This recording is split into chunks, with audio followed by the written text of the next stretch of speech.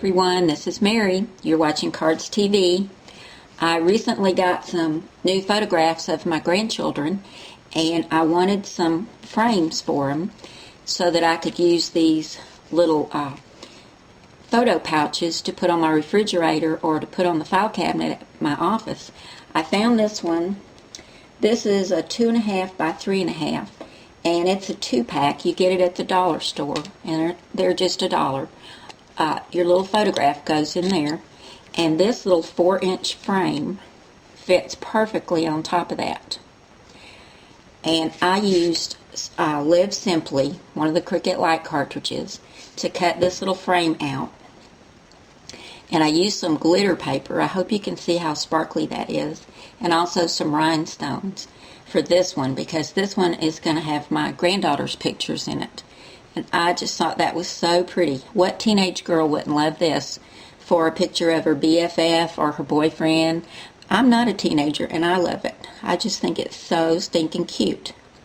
Now you can also get these frames at the dollar store that have the stand on the back. So I'm going to find out what size you would cut to do one of these. You can put these sideways or stand them up, just to decorate these very inexpensive frames and turn them into something really cute that would make a great stocking stuffer. And they've got the little added glitter and shine on there that makes them really special. So I'm going to get everything together, come right back and show you how I made this. Cut the frame. I'm going to be using this one right here. I don't want the background. I want just this frame. And I want to cut it out of a piece of lightweight chipboard. And I've got a piece of a granola bar box. And I'm going to put it on my mat. Load it into my Cricut. And I'm going to set my blade to 6. So we'll just dial it to 6. Okay, and I want my speed at, I think, high, and the pressure we want to maximum. And I'm going to cut it at 4 inches. Now I've got it on multi-cut, and to get to multi-cut, you hit settings, and it'll pull up different things. Just keep hitting OK till you come to multi-cut, and I've already got it set on 4. You use your plus and your minus arrows to change that. And I want it on 4, so I'll hit OK, and to get out of settings, I'll hit settings again. And to cut this frame right here, I'm going to hit shift and frame, and cut, and then it will cut it 4 times out of the chipboard.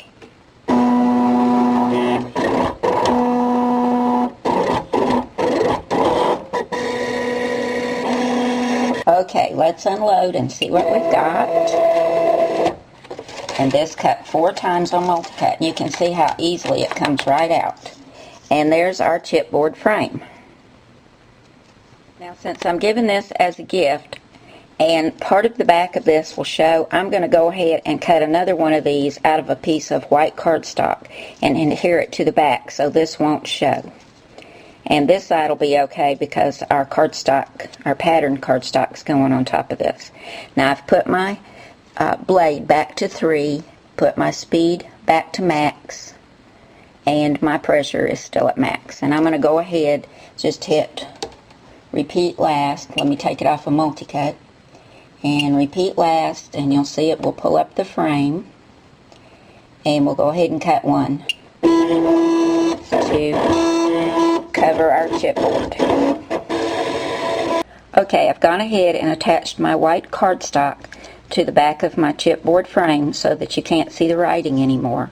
And even though this is going to be against the refrigerator or the file cabinet, I still wanted it to have a nice background and not have the writing show. So that's why I did that.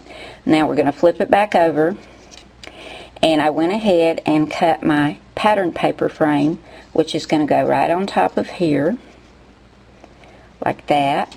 To cut my little pink glittered frame, I hit frame and layer, and that cut the little pink glitter frame.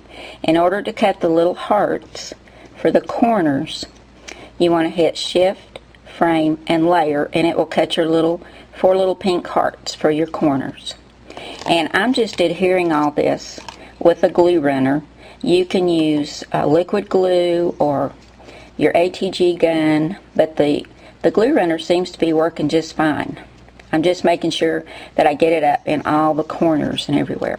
So I'm going to go ahead and get all of this adhered together, and we'll be almost done with this little frame.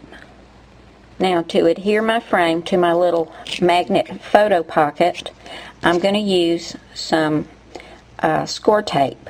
You can use sticky strip, terrifically tacky tape, score tape, or you can use any kind of double-sided tape.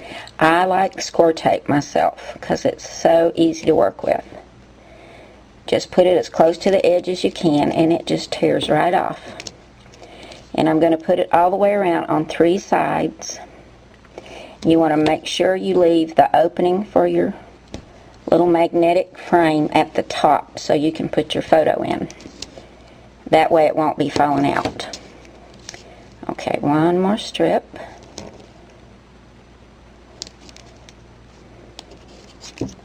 See how easy that is? Now we're going to go ahead and take the backing off.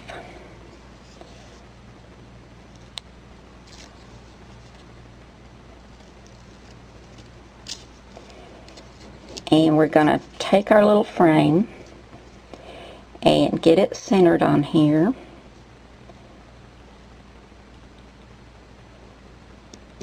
And before you press down really hard, look at the back and make sure you've got everything lined up the way you'd like it to be. Looks good. Press it down, and there you go, all ready for a photograph. Isn't that cute? And it's so simple and easy. You can make tons of these in just a little bit of time, and they make great little stocking stuffers. Well, I'm going to go and work on one for my grandsons, and I'll come back and show you that one. Okay, here's the one I did for my grandsons, and I used the Twinkle Toes cartridge for that. I got that one when they had the big sale at Walmart on Black Friday. It's really, really cute. But on the back page, it's the very last cut on the cartridge. I cut the frame out of the brown gingham at 6 inches, and then I cut the outline out of burgundy, also at 6 inches. And this is die cuts with the View paper, the Christmas combo stack. And this little bird, there was a paper in there that had lots of those, so I cut one out and put it on some cardstock and put that on there. I thought it was really cute, and then put some buttons in the corner. I think that's really cute for the boys. Excuse the circles, but their mom does not want their faces all over the internet, which you can understand. And then here's the girls, and it was cut using Live Simply at 4 inches, and it's got lots of glitter and bling on it. These were so much fun, and they make great little gifts. So even if you don't have these 2 cartridges, go to cricketsearch.com and type in frames or frame, and it will tell you all the cartridges that have frames on them, and see what you can come up with and make some of these little magnet photo pouches. And then to try them in different sizes. I'm going to try one in this size. And I think I'm going to do some of the ones with the stands on them too. But thanks so much for coming by today, guys. This was lots of fun. I'll see you again soon. Bye now.